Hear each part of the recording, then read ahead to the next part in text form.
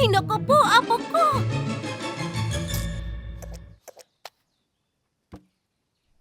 Lola, tingnan niyo! Naging sili ako! Naku, apo ko, may bulutong ka. Ano po? Bulutong, apo. Pero aalagaan ka namin. Ang cute mo, Sarah. Putlik! Naku, kinakati na rin ako.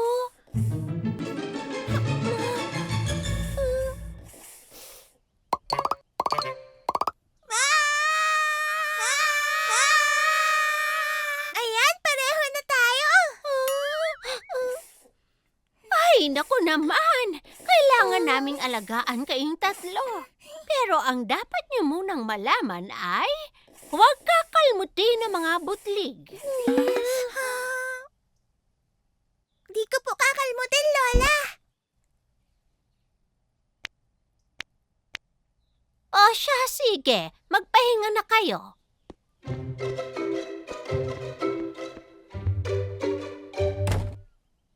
Pwede po ako maglaro ng bola habang nagpapahinga? Mabilis lang ako.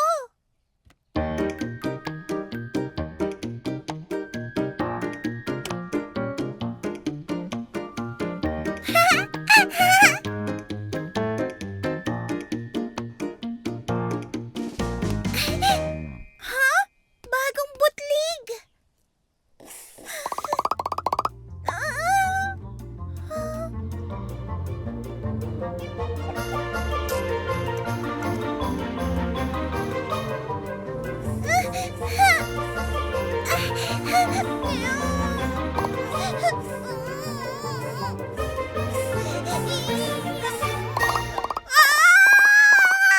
Merienda na!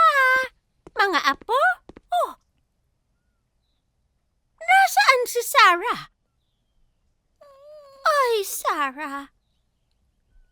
May lagnat ka. Gusto ko lang maglaro pero di ko kaya, Lola. Lalo akong nangati. Okay lang yan. Natuto ka naman at gagaling ka rin.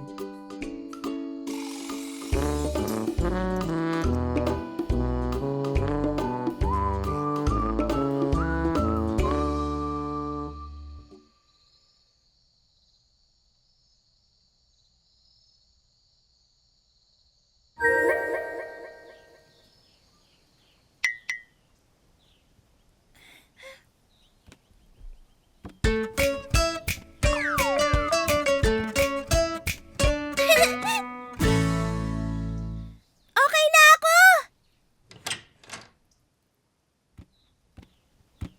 Lola, pwede na po kaming maglaro? Oo naman, mga apo. Pagkatapos magpahinga, oras na para magsaya.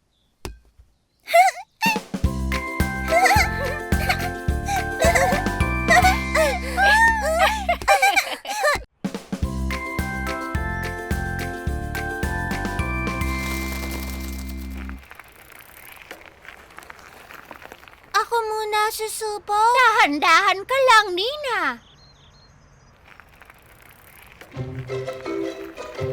Ang galing! Oh, Sarah! Ikaw naman! Ayos lang naman yon kung hindi maging okay sa umpisa, ha? Kayang-kaya ko, Lola!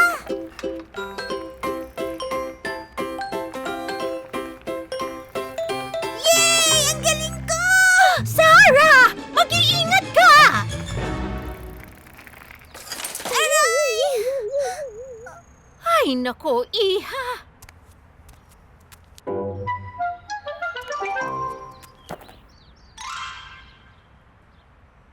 Ganyan talaga sa unang pagkakataon. Mabuti pa, subukan mo ulit. Ayoko nang magbisikleta!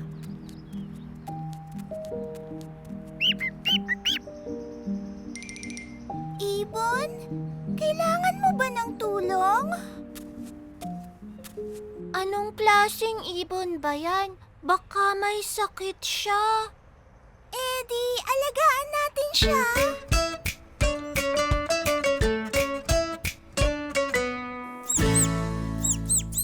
Paano natin siya patitigiling umiyak?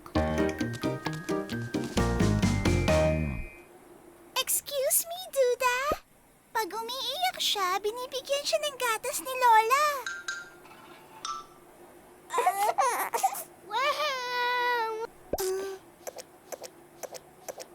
Sorry.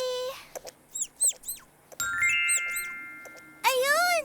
Nalulungkot ba siya kasi di siya marunong lumipad? Turuan natin! Marunong ba tayo?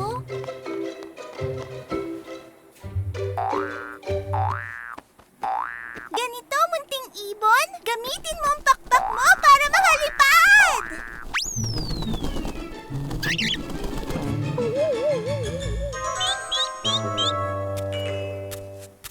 Mga bata, ano bang ginagawa ninyo sa maliit na ibon na to? May sakit po siya. Kinakausap po namin kanina pa. Pero hindi niya alam ang salita natin. Kung magsalita kaya tayo ng pang-ibon.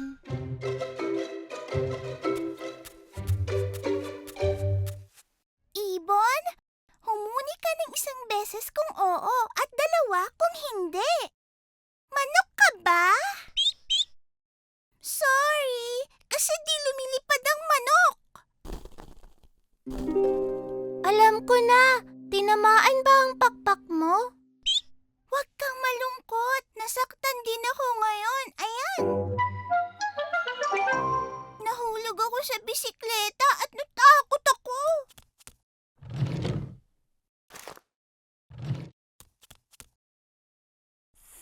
Yan, may bandage ka rin gaya ng sa akin. Pareho tayo.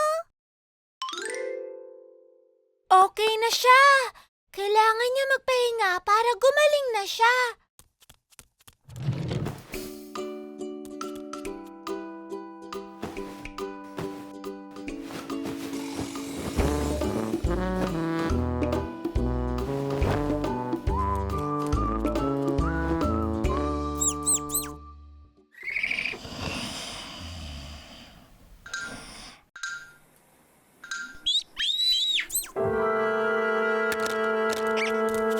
Ibon!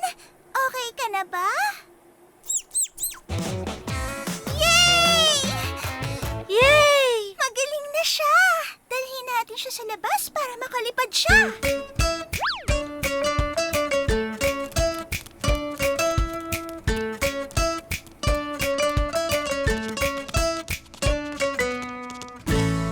Ready ka na talaga, Ibon!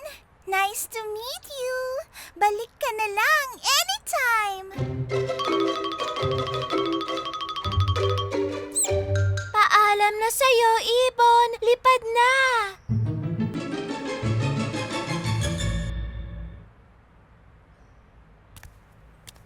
Tingin ko sa kanya mukhang natatakot siyang lumipad. Takot? Ibon, sinubuhan mong lumipad. Nahulog ka tapos natatakot kang sumubok ulit?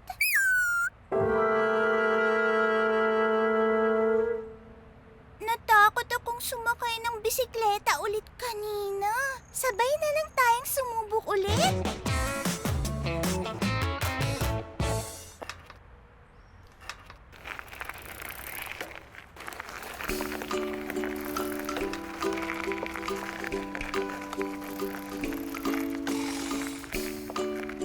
Yay!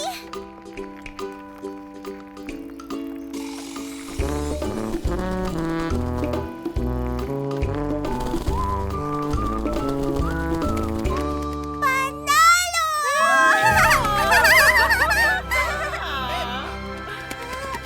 O, di ba, Sarah? Sa unang pagkakataon, hindi talaga lahat okay. Pero, Kailangan pa rin nating sumubok, di ba, Lola?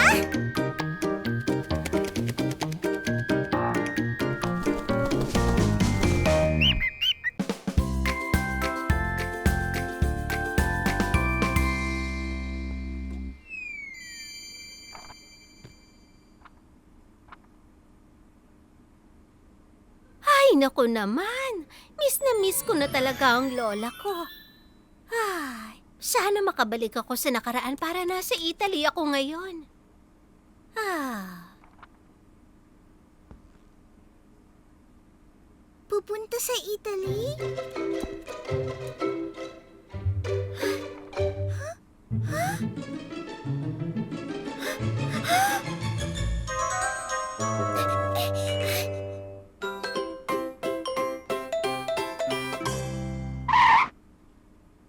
Babalik si Lola sa Italy! Babalik siya sa Italy! Italy! Aalis ba siya? Oo, bukas mismo kasi miss na niya ang pizza ng Italy. Libangin natin siya para hindi umalis. Oo nga no, pero anong gagawin natin? Pizza. Ayan, mag-bake tayo ng favorite niyang pizza.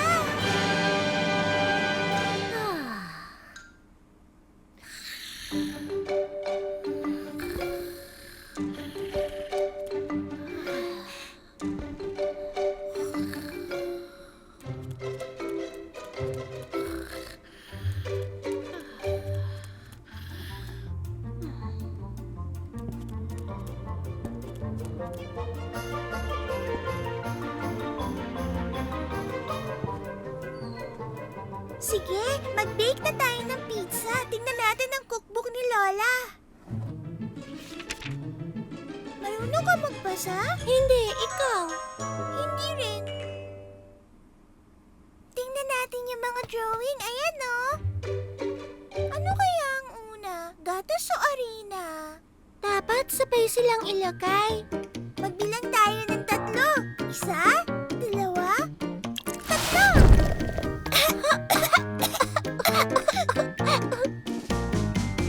Hindi yan mukhang pizza. Aha! Alam ko na ang kulang. Kamatis. Parang pizza na ba ni Lola? Ayusin ko nga. Dagdagan pa natin ng kamatis. Ako na nga, hindi mo kaya. Amin na yung kamatis.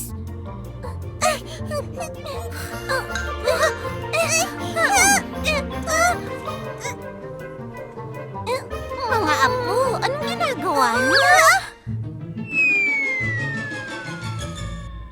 Oh! Aalis na talaga si Lola pag ganyan. Ano bang pinagsasasabi mo dyan? Nalaman kong pupunta po kayo sa Italy. Italy? Oh, na-miss ko lang yung kabataan ko. Ang tagal-tagal na kasi noon. Mga apo, hindi ako aalis. O sige, ayusin na natin yung pizza. Pero kantahin muna natin ang pizza song.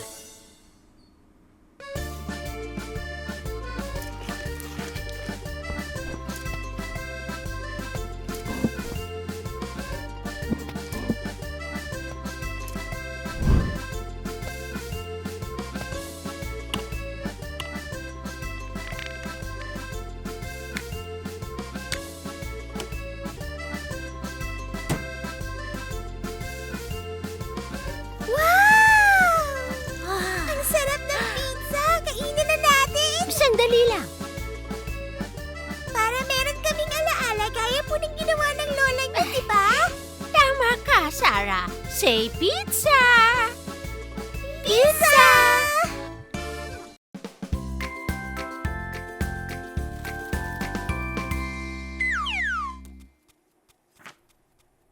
Ano ba yung binabasa mo? Libro ng trabaho ng mga tao.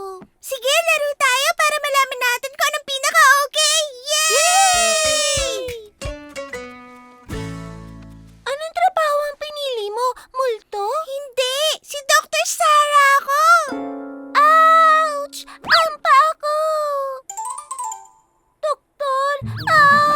Mukhang seryoso yan. Umupo ka nga, please.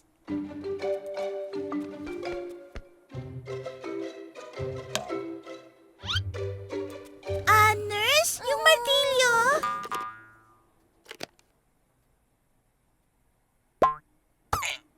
Huh? Nina, di ba yung kabilang paa mo? Tama, nakalimutan ko.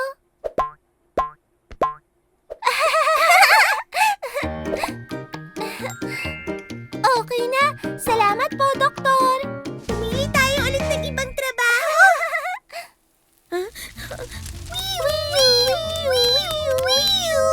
Bumberong Sarah at Nina, isa-safe ka namin, baby girl! Shwa! Shwa! Shwa! Shwa! Huh?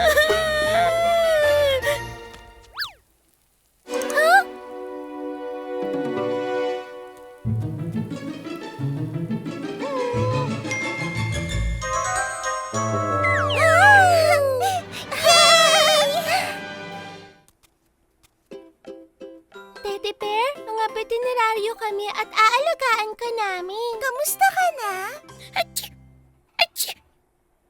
Ay, parang may sipon ka. I-admit natin siya.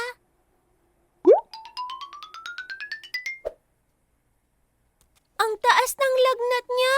Ilang kutsaring gamot ang ipapainom natin sa kanya? 2. Mawala na sana, Teddy Bear. Ay, tingnan mo siya, Sarah. Oh. Magaling na siya. Yay! Teka lang, veterinaryo na kaya sila nung pinanganak sila? Hindi, tingin ko pinag-aaralan nila yan. Sino kaya nagturo sa kanila? Ito na! Mga apo, anong ginagawa niyo rito? Naglalaro kami ng teacher-teacheran. Sila ang nagtuturo sa lahat. Mga veterinaryo, doktor at bumbero. Ang teacher ang pinaka-importante sa lahat. Excuse me, teacher. Marami po akong tanong.